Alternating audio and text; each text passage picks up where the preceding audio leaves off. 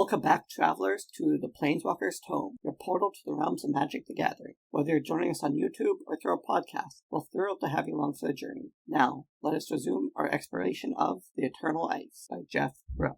Chapter 16, Duels and Summonings. History swallows Duel whole, following his final battle, and as with everything else of that great age, there are numerous versions of what became of him. In one tale, Varchild rode him down with a blade crafted by a council of planeswalkers, scattering his bones to the five winds. In another, the royal mage Gusta Ebbsdaughter gave her life to kill him. In a third, his own minions turned on him and destroyed him. Several speak of one planeswalker or another choosing to intervene and rid the world of his foulness. I prefer none of these, but rather look towards the shadows, to a similar reference in scholarly texts and legends. Each reference in itself is innocuous, but gathered together they place one particular figure at the culmination of the battle, at the last time Duel was seen on Dominaria. Is there any question that this figure would be Jodah, Argivian scholar? The necromancer's hand lingered on the red ring, the largest on his right hand. "Ah," he said, "you figured it out at last. You're Marisil," said Jodah, slowly walking towards the bestial necromancer, formerly of the Conclave of Mages. "The last time I saw you, you were on fire." "I recovered," said Duel. "Moved up in the world." "And yet, you're not entirely Marisil," said Jodah. "You're the original person who wore that body. This Duel." "Duel was a man about to die," said the necromancer calmly. "He found the ring into which Marisil had impressed much of his power. Marisil instructed, informed, and remade Duel. He was reborn as a combination of both of us, much like you do with your precious mirror. Now that I think of it, that reminds me." Duel raised his hand, and despite himself, Jodah wrapped himself with protective wards. The archmage felt a wave of hot mana pass through him, but it did not affect him. No ward was tripped or spell activated. Duel frowned. "That should have destroyed your mirror. Don't tell me you were foolish enough not to bring it." "I left it with a friend," said Jodah with a completely straight face. The more he talked, the more energy he felt returning to him. Energy that had been sapped from the battle. The more he spoke, the more stable his mental house was. He thought of spells, of counters, of rituals, for he knew what was to come. "Left it with a friend? Foolish." "And generous," said Duel. "That's been you all along." "You're a man named Duel," said Jodah. "You found Marisil's ring, so now you're Marisil? Or truly Duel?" "We are a new thing," said the necromancer calmly. "We have many memories of your time, and of the Khajidoran warriors of this age. Marisil's memories. Which is why you wanted me in the first place," said Jodah. "You always have a reason, as Stormguard says." "Marton's Stormguard was a troublesome relic," said Duel, "and I found a better use for his remains." "As you tried to find a better use for me," said Jodah. "You were always my best student," said Duel. "I never was your student," said Jodah. Duel ignored him. "And I knew if anyone could find out what I was looking for, you were the one. Yes, my patron Lashrak was very impressed with your work. He says you came truly close to discovering how to kill Planeswalker." Jodah felt the anger rise within him, but he could not be drawn out. "Who truly pulls your strings, Duel? A dead mage or a Planeswalker? Or is there anything in there that's really yours?" Duel laughed heartily. "Does it matter? Magic is changed, Jodah. You hid away for a millennia and stayed the same. I reinvented myself. That is why I will rule this icy land. I have gained power myself over the past centuries, Necromancer, and I have changed, though at my own speed," said Jodah. Feeling the holes in his memory where his spells were already cast lay like empty sockets. He wondered would there be enough to defeat Duel.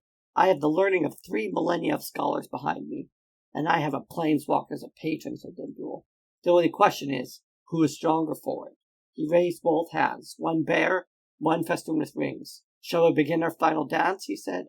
"We shall," said Jodah, returning the motion and pulling the mana into himself. Yaya pulled herself from the ground. Something hot and heavy had pressed her into the soft ground, among the bodies of the dead. An explosion, a blast of fire which had somehow spayed her with its heat, but not its fury. Yaya looked around. There were bodies from both sides surrounding her. Some had been long dead. Some were Balduvians, recently slain in the explosion that had spared her. There was no sign of the other barbarians surviving the blast. No sign of Lavisa Cold Eyes either. Was the barbarian chieftain among the dead, or had she simply been blown backwards by the force of the explosion, as Yaya apparently had? Around her were smoking pyres of corpses and burnt grass, and the snow was starting to fall heavier now. She found her rune-carved sword a few paces away, jutting from the side of a now immobile ghoul. Ahead she could see the Black Pyramid, now tilted slightly askew on the ground. If Duel was still alive, he'd be there. If there was any other survivors, they would head for the pyramid-shaped palanquin as well. Yaya had not gone but a few paces when a huge shadow fell on her. She looked up at the impressive form of the Keeper of Trestlehorn. Chaska was garbed for war, in great black armor and a huge battle axe. His arm, the one Jodah had severed, had been replaced. The sleeve that covered it was red fabric, and it ended in a broad, archaic glove. She had seen the arm before, and the glove, before the moment, could not place where. Little task mage, said the keeper. You can go no further. The master is holding a private audience with your friend the archmage. I think he'll see me, said Yaya, and I'm always welcome guest in his castle. Chaska stepped quickly in front of her when she tried to dodge around him.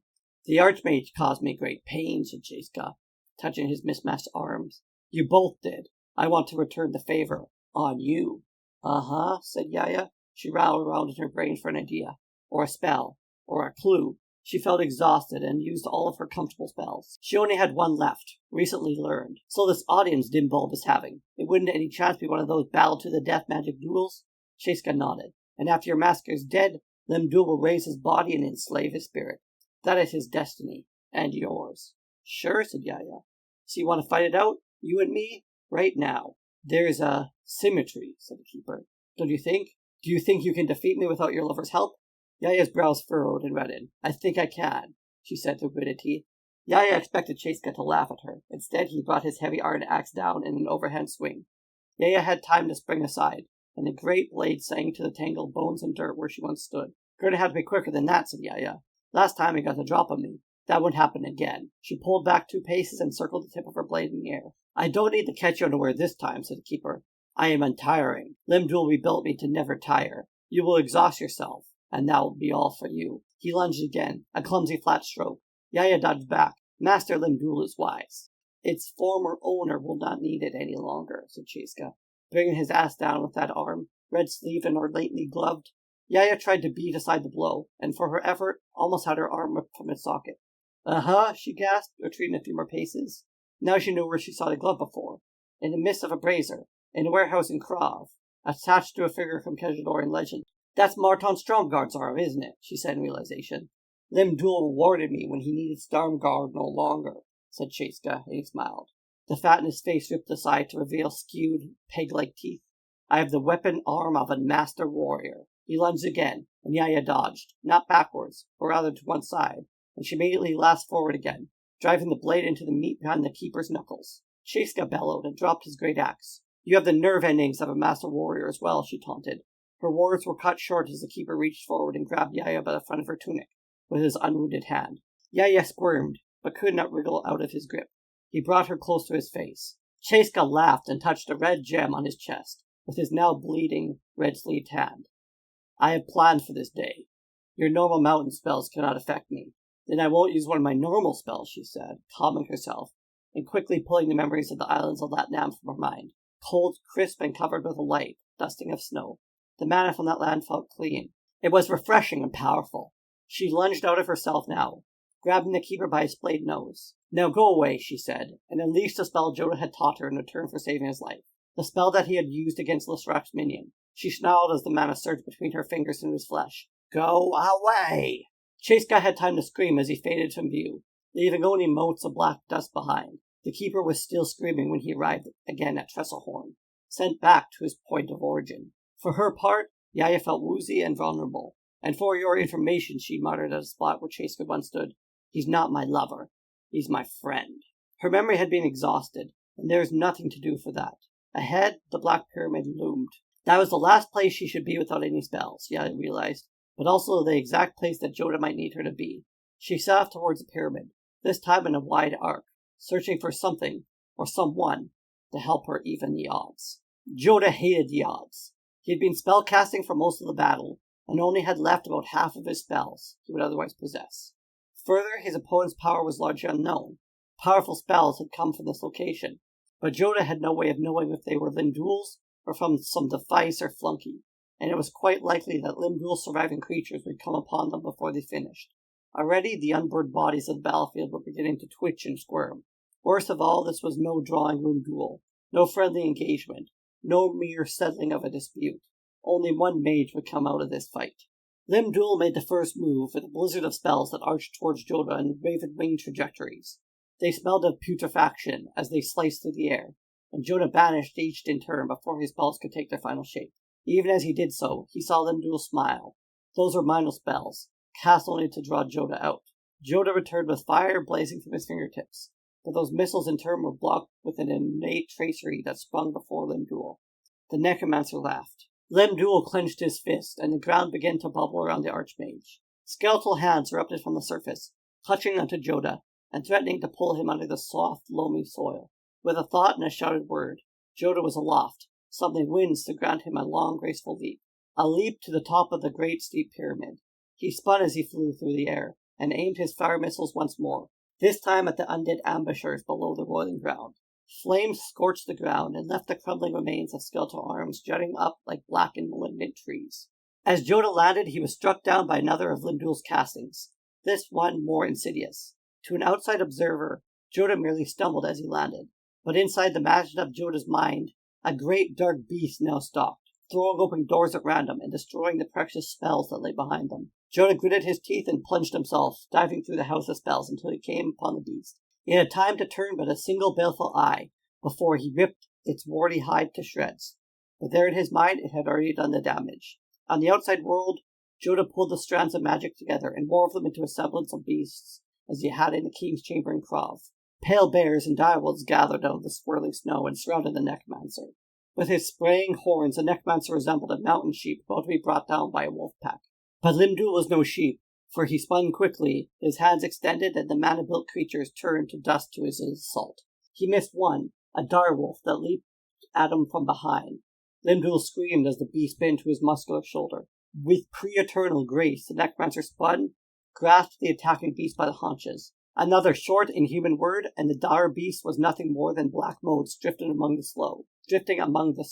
Jodah did not wait for Limdul to recover, and a slew of small fiery darts flew from the archmage's fingertips. Limdul was not prepared for the assault this time, and the darts stitched a savage line along his ribcage. The necromancer howled as they struck, and he spun, blood and fire in his eyes. Limdul narrowed his eyes, and the top of the pyramid exploded in a ball of fire. The pyramid itself vanished beneath the fiery assault, and even Limdul was scorched by the blast. Yet as the yellow-orange flame billowed outwards, there was a cool blue center at the heart of the blast. Jodah stood in the middle of that bubble, unaffected by the inferno that spun around him. Gently he settled to the ground, among the jagged remains of the stonework. Jodah taunted. "You used to call yourself the Rainbow Mage," he said. "Now I see you use only the black and the red.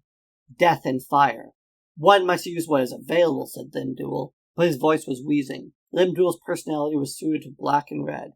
I merely followed it. Limdul looked exhausted, bloody drops of sweat now covering his face and bare shoulders, mixing with his seeping wounds. Jodah felt little better himself. The ground seemed to pitch and roll beneath him, with a slow, undulating motion, and his chest felt tight. Worst of all, he felt his mental mansion was nearly empty. The windows out into distant lands were shuttered tight, and the rooms were bare. Limdul began to cast, and Jodah countered. Another casting, another counter, each coming closer together, Jodah beating aside the magical bolts of Limdul's attacks, faster and faster. He felt he was inside Limdul's mind itself, counting the spells before the necromancer had even considered them. He was now walking through the ghostly halls of his opponent's mental mansion, destroying whatever he found there. In one room, he found a great living statue of Leshrac, carved in what seemed to be obsidian. Here was a place of power, something more than a mere casting. Jodah moved to rip it from Limdul's memory, to break this particular link of his chain of power. Then the statue opened its eye, and looked down to Jodah. There was hatred within Leshrac's yellow orbs. Jodah felt himself flowing from the necromancer's mind, and he stumbled backwards in his physical form. He rolled onto landing and pulled himself up, his muscles complaining as he did so. Limdul was haunched in pain now, almost bestial in his appearance. He rose, staggering to his full height, and raising his hand again as he renewed the assault. Jodah opened the door within his mind to counter descending, but found the imaginary room beyond empty. Panicked, he opened another to find it similarly vacant, and a third. He began to mentally rummage through his mansion, quickly looking for a spell to haunt the summoning, but nothing came. The snow swirled and thickened into a ghostly form, an apparition of a woman with long vampire-like teeth and sharp talons at the end of slender fingers. Its face looked like Yaya. It laughed with Yaya's laugh, and Limdul joined with it.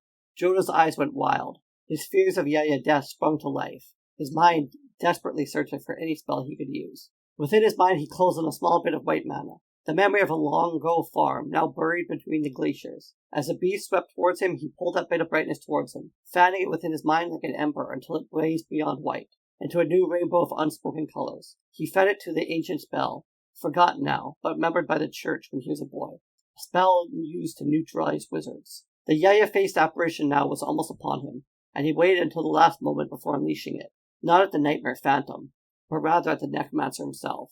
Limdul exploded in white light. Beacons streaming from his fingertips, his mouth, his eyes. He screamed, and the screaming became a mere fodder for the light that threatened to consume him. The light sought out every part of darkness within Limdul, and pulled it painfully from him. Then the light was gone as quickly as it appeared. The Yaya illusion, its talons extended, faded mere inches from Jodah, and Limdul staggered and crumbled in on himself, dark smoke now streaming around his head. The spell had done nothing less than exhaust Limdul, as Jodah had been exhausted. It had been used by the church to make spellcasters no more dangerous than mortal men, and Jodah felt more mortal than ever. Jodah clutched his chest. Breathing was now labored and hard. His mind was empty. The archmage needed only a moment to catch his breath, to gather together the last dregs of immortal memory. Jodah said, gasping now, "It's over, Limdul. You're empty of spells." He stumbled towards the necromancer. Limdul swayed, clutching at his sides, barely able to speak to himself. He spat blood. There are things more powerful than spells.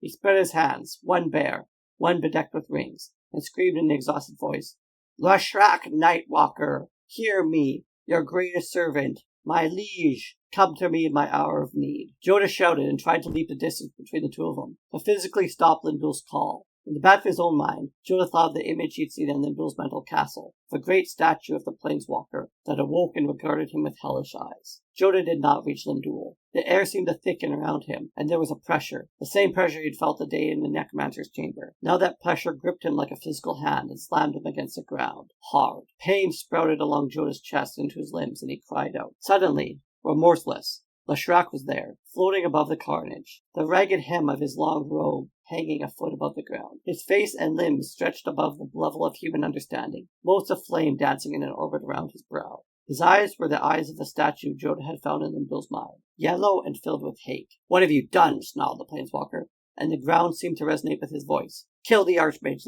wheezed Limdul, his eyes wide with fear. "He is dangerous. Kill him." Slowly, almost royally, Lashrak turned towards Jodah. His gaze seemed to have a physical pressure as well, and Jodah felt his heart skip a series of beats. Lashrak looked at him like a bug and said, "This is the one that found out about the rogue plane, the toy magician. This is one who gave me my key to escape the prison. This one has my thanks." Jodah's heart started beating again. "He almost upset our plans," sputtered Limdul. "Our plans, little beast," intoned Lashrak, spitting to face the necromancer. "We have won the day," said Limdul. "Their armies are in tatters. We can recreate ours and animate their dead. Grant me the power, Lashrak, so I may kill this wizard and rule this land in your name." Lashrak did not seem to be listening. Instead, his eyes were unfocused, or rather, Jodah realized they were seeing things that the mortal present could not see. Finally, Planeswalker said, "The rogue plane approaches, my servant. Prepare to leave." "Leave?" Limdul's voice was strained. "We are now on the verge of victory." Lashrak's brow furrowed. It seemed like mountain crumbling. "Victory? Over what? I gave you the power to create the undead, so I had an army when I reached the rogue plane. Now I found you have squandered it on mortal temporal problems." The words seemed to catch fire as he spoke them. "You must build a new army for me. You will come with me to the new plane." Lashrak raised a hand and clenched it in a fist. Limdul gave a strangled cry as he was bodily pulled skyward. He flailed against an invisible grip, and the rings on his hand glowed as he did so. Pressed against the ground, Jodah tried to stand as well, but found he could not. He shouted with indignation and anger, but Lashrak ignored him. Instead, the planeswalker regarded Limdul's glowing collection of rings. "Ah, yes, your magical toys," thought Lashrak. "You don't need them anymore. You have me, and I will shape you as you see fit." The planeswalker raised his other hand and twisted it. Limdul screamed from the heart of his soul as his right hand was snapped clean off at the wrist. Lashrak waved his hand, and the severed appendage vanished into the swirling snow. "Your toys will go to the deserving," said Lashrak. "Now, beastling, come with me to the new world. I still need a servant wherever I go." With that, Lashrak screamed again and started to unravel, his flesh being pulled apart as Jodah watched. The threads of Limdul did not dissipate, but remained a swirling ball of flesh and clothing. It was still alive. Jodah felt his stomach trying to escape up his throat. Even ripped apart, Limdul was still alive, and feeling every moment of the pain. Lashrak turned to Jodah and smiled. It was a mad smile, a grim of demonic intensity. "Enjoy your cold little world," he said. "I am done with it now." Then he was gone, and the ball of Limdul with him, and the air rushing into the space where he was. The pressure on Jodah was lessened, and he found he could breathe once more. And Jodah screamed, not in pain, but in frustration and anger. As he screamed, Limdul's undead creatures, animated by magics that no longer existed on this plane, fell apart around him, in an ever-widening circle from the wreckage of the Black Pyramid. This concludes Chapter 16 of our saga. If you enjoyed the tale so far, don't forget to like, subscribe, and follow us on both YouTube and your favorite podcast platform. Your support means the world to us. Until next time, may your adventures be as boundless as the plains themselves. Thank you for listening.